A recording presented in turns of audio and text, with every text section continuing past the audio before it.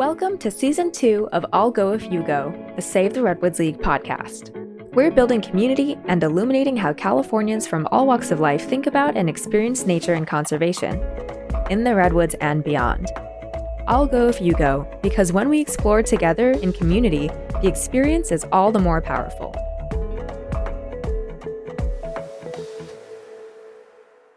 You may have noticed that my voice sounds a little different than last season. That's because I'm your new host, Emily Harwitz. This season, I'll be taking you out into the field with me as I interview folks who are doing cool things outdoors that you can try too. I'm here today with Leslie Parra, Save the Redwoods League's Outreach Program Manager and the host of Season 1. Today's episode is all about mushrooms. On a recent, beautiful sunny day, Leslie and I drove out to a forested trail in Wilder Ranch State Park in Santa Cruz, California, to talk to Arthur Lee, a mushroom farmer, forager, and myco-remediator. What's myco-remediation? We'll get into that real soon in the episode.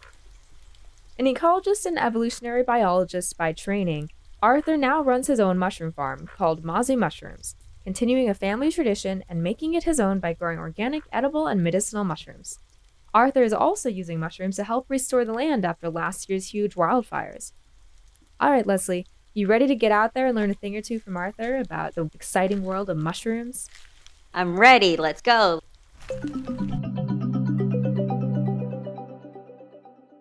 So, Arthur, what's your history with mushrooms? So I became fascinated with fungi probably back in high school. I always knew my parents had a mushroom farm. We had a bunch of leftover equipment growing up, and I was always around that equipment. But it wasn't until high school that I really started loving mushrooms. That continued into college and led to me pursuing different parts of the mushroom world as a hobbyist. And now I started a mushroom farm. So I want to hear about your mushroom farm. Can you tell me a little about it? Sure. So my mushroom farm is on the coast in Pescadero. It's relatively new. I started about a year ago, and I grow mainly oysters and lion's mane. Sometimes I play with shiitake and reishi. But its name is Mazu mushrooms, and it's about 5 miles from where my parents grew mushrooms back in the late 80s. Can you tell me how it got that name? So I picked Mazu mushrooms because Mazu is a sea goddess from the South China Sea. A lot of sailors and fishermen would believe that Mazu protected them on their voyages. That's where my family's from, mainly Southeast China, right by the ocean. Here I am on the other side of the Pacific. I have ties to that area, and I thought Mazu would be an appropriate name to use for my mushroom farm. How are they supporting other trees or plants around them, specifically maybe redwoods, or is there a link to them in that way? Totally. So mushrooms are constantly putting nutrients back into the soil. They're part of the whole life cycle of a forest. If there are no mushrooms or fungi, then dead trees and dead animals would just pile up, to the sky. And it's because we have fungi that we have, this rich soil that trees and other plants can grow from. They're incredibly linked to, every ecosystem out there. And there are also a lot of relationship between fungi and trees, mycorrhizal relationships that allow nutrients to be passed from plant to plant. So a lot of research has been done on that. And mycorrhizal, that's the fungus within the soil that attaches to the roots of plants? Yeah, that's correct. Mycorrhizal fungi are fungi that have special relationship with trees where they can share nutrients and kind of communicate with each other. It allows the forest to be connected together as kind of a single being.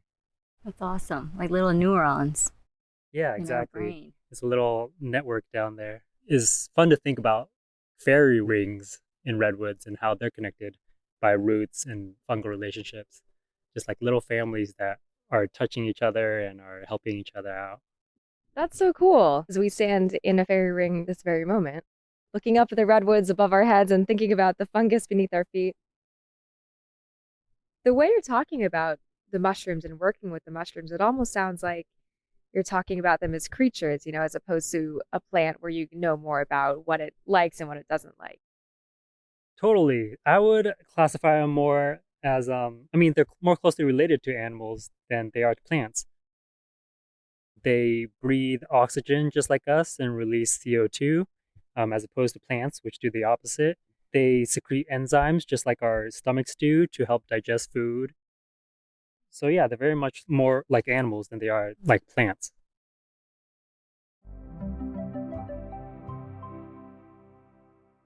Arthur, I wanted to know a little bit more about myco-remediation. Could you share a little bit what that means, what it is, and how do you apply that?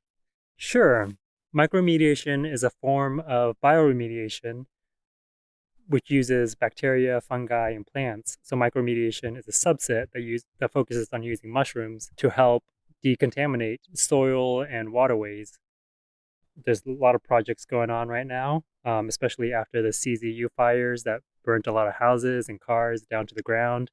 A lot of those chemicals that were used to build houses are now in the ground and being washed with the rains into our watersheds and into the ocean. So micromediation is a technique or is a practice that we're trying to do to help stop some of those contaminants. Those fungi can pull these toxic chemicals out of the soil and lock them up in the mushrooms. That's awesome. They're little Yeah. heroes. Hmm. Can you tell me more about the myco-remediation projects you're working on right now? Yeah, so after the CZU lightning complex, the fires that happened here in the Bay Area, in the Santa Cruz Mountains, a lot of houses and a lot of vehicles got burnt down to the ground. And for a long time, people didn't know how to deal with this waste. And a lot of it is just being scooped up and taken to, a landfill somewhere or some containment area. But also, a lot of it is being washed away by the rains into our precious waterways where we have sensitive fish habitats and salamanders and amphibian habitats. So a lot of these chemicals are going right into these waterways, and mushrooms are being used to be placed in wattles to hopefully absorb some of these toxic chemicals and lock it up. What's a waddle? A wattle is kind of like a giant straw sausage. You might see them like next to highways, sometimes for erosion control, but they're for holding soil up. So mushrooms can eat carbon materials such as straw. So you can inoculate these straw wattles with a species of oyster or some other mushroom, and hopefully it'll take hold and it could filter out some of these contaminants. That's so cool. Is there a way to measure how many pollutants you're pulling out of the soil or the water? There is. So that's the experiment that's being conducted as we speak. No other experiment has been conducted like that before. But my co-parent, Maya Elson, is working with a nonprofit co-renewal, and they're conducting these experiments and testing the soils before and after these wattles to see, exactly how much chemicals and compounds they're taking up. That's awesome. I look forward to reading that study. Totally. Yeah, it'd be a huge step forward for micromediation if they can prove that this is an effective tool. Then it could be employed after every year we're having these giant fires, and it'd be great if there was a way for people to help lessen the impacts of them. How did you get into microremediation? So I met Maya Elson. What was it? Oh God, like 6 years ago, 7 years ago.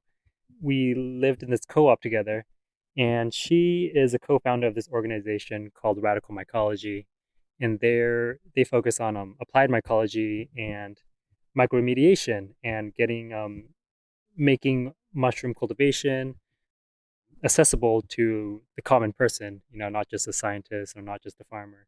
And she was doing a bunch of projects related to micromediation, and I thought that was such a cool thing. And I started working with her on projects and still do today. Could you talk a little bit more about those projects? You mentioned it's not necessarily for scientists or ecologists, and maybe other folks can do it themselves at home. What are some projects that you could share with the audience that they may be able to explore? So a lot of micromediation is kind of done with grassroots efforts. It's not well funded. Um, a lot of companies don't have an interest in cleaning up the environment. So a lot of communities come together and work on these projects together. And, you can install myco wattles, these straw sausages that are inoculated with fungi. You could do like burlap sacks. It helps prevent erosion and it could break down and feed the soil. Yeah, there's a few techniques you can employ.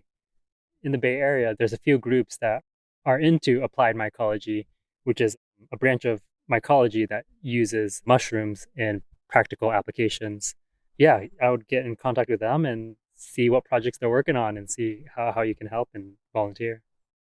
Important to remember, like if you place these wattles or if you do a myco-remediation project, you can't eat the fungi that are growing off it, even though oyster mushrooms are edible, because they do bioaccumulate a lot of toxins and heavy metals. Sure. So that's an important thing to note. In if you're foraging in the city, also next to roads, you might not want to eat mushrooms that are close to anything toxic. Could you tell me a little bit about mushroom foraging? Mushroom foraging is a hobby. A lot of people go out in nature and look for edible mushrooms that they can take home and cook and eat and share with friends. How does one get into mushroom foraging? How do you get started? I would start with a good field guide. That's really all you need. Just go out there and start looking at mushrooms and trying to identify them. And slowly you'll pick up and learn the different names of, what you're looking for. And you don't need much. Is there a guide that you could suggest? There's this one called All That the Rain Promises. It's a pocket field guide. I have it with me right now. It's by David Aurora. He's a local who is kind of a mushroom expert. He also writes this one called Mushrooms Demystified, which is kind of like the Bible of Western mushroom identification. There's also like a bigger version called Mushrooms of the Redwood Coast. And that's a really great, more modern, kind of updated mushroom field guide that I would highly recommend if you want to get into this hobby. Before just like hiking around and carrying one, All That the Rain Promises is a nice little pocket one. Mushroom foraging could be a fun way to go out into the redwoods, maybe with some friends. Is it like a solo thing or a group thing, or what have you noticed? The more eyes, the better. It's fun to go with kids because they're closer to the ground and they're really good at finding mushrooms. You could go solo if you want, if you want to keep your spot secret, or yeah, go on a big foray with a big group of people if you like. So one of the books that you mentioned or guides that you mentioned were What the Rain Promises. Is it because most of mushroom foraging you will probably see more after the rain, or is it during the rainy season, or what is it about the rain that makes you want to go out there and forage at that time? Yeah, it's during the rainy season, a few days after it rains provides a good environment for mycelium to grow and they sense this new fresh ecosystem. The air is cleaner. There's a better chance of their spores surviving and outcompeting other bacteria and fungi. So that's when they put out their fruiting bodies, which are the mushrooms that we're looking for. And then we come along and pluck them. Exactly. Well, you only want to take what you need, and you want to like leave the mycelium as undisturbed as possible. So there are ways to minimize the impact while foraging. Like foraging anything, plants or hunting, like you never want to take more than you actually need, and you want to leave the area undisturbed. Like if you kick up the duff, or truffle hunting is a big issue because a lot of these pigs and a lot of people will just like overturn the forest looking for these truffles, and it's quite a big impact if a lot of people are doing it. So you definitely want to try to use techniques that only take what you need and leave everything else undisturbed for other people. For the future of that mushroom patch, if you go back year after year, those mushrooms could grow again. But if you kick it up and mess up its habitat, you might kill it on the spot. If you want to get into foraging, you should really learn the most poisonous mushrooms there are. And here on the West Coast, that would be deathcap, the Amanita phalloides. It's pretty recognizable. It's like a booger greenish brown, yellow mushroom that starts off looking like an egg. It's a beautiful mushroom, but it's responsible for like a large percentage of the fatalities and hospitalizations that happen US or even in the world.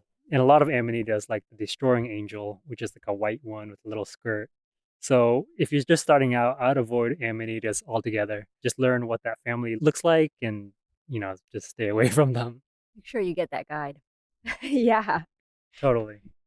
Which ones would you say are the most popular ones that people would love to look for or find or come upon in a trail? I think people are really excited about chanterelles. They're really brightly colored and they look cool and they have a great texture. They're good for cooking.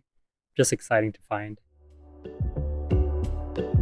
Explore Redwoods is your portal into California's magical coast, redwood and giant sequoia forest.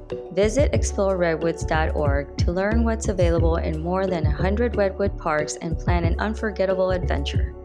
From hiking and biking trails to camping to swimming holes, this web-based app will get you there. Visit exploreredwoods.org.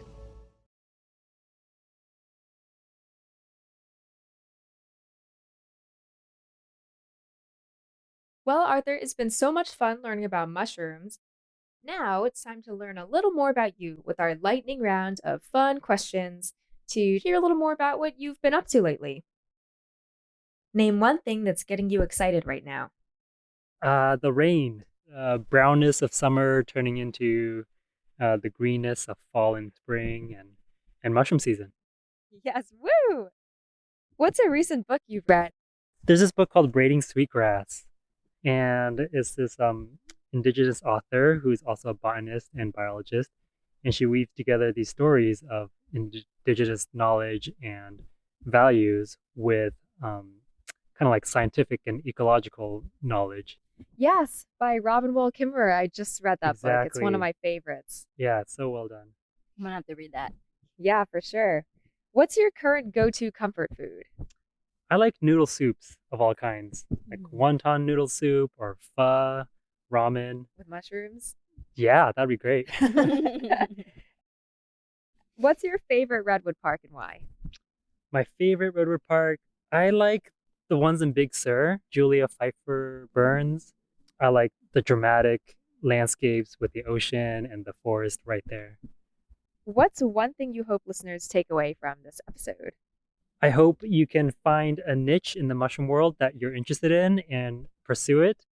It can be intimidating because there's so much to learn, but there's really something for everyone, whether you're into the culinary aspect or the health aspect, foraging or cultivation, myco-remediation. There's really so many different routes you can, find yourself going down. That's really exciting. Yes, Arthur, this has been such a pleasure to just walk here in the middle of this redwood fairy ring and also just learning so much about these incredible organisms and how much life you bring to it. I mean, it's one thing when we read about it, but when we get to hear it from an expert like you, it's so much better. And also the history behind it and how it runs in your family and in your roots. Well, Arthur, thank you so much for being our guide into the magnificent, marvelous world of mushrooms. Thank you so much. This has been amazing. I feel very, very blessed to have met you. Oh, thank you for having me. To all of our listeners, thank you so much for tuning in to the first episode of Season 2 of I'll Go If You Go with me, your host, Emily Harwitz. I'm so excited to take you all out onto more adventures into the outdoors